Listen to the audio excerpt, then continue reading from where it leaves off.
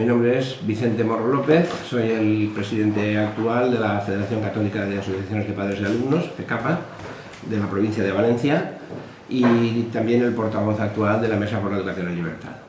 Fundamentalmente hay dos preocupaciones, ¿no? Una de tipo, digamos, práctico, que sería todo el tema de los conciertos y de la admisión de alumnos, es decir, la modificación del distrito único, la modificación de las normas de admisión y tal.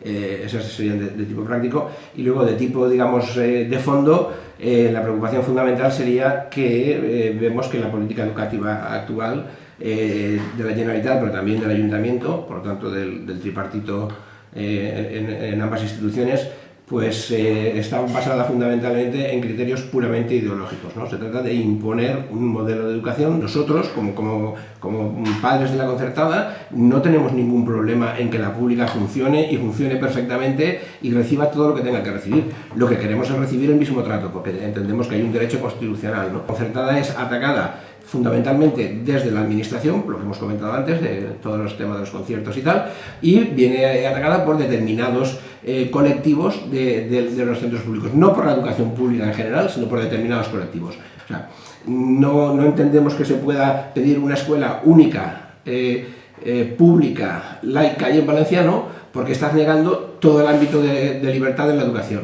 Y a mí, viendo la política de Compromís y viendo la trayectoria de Compromís antes de llegar al gobierno, no me extraña nada que quieran hacer este tipo de políticas y de ataques. ¿Por qué? Porque al final, y lo están demostrando con los hechos, al final lo que menos les importa es la gestión.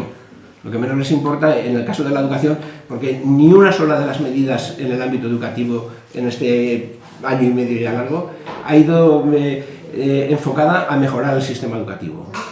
Ha ido todo a, digamos, a imponer su modelo y a, digamos, hacer determinadas concesiones o a pagar determinados favores que debían, ¿no?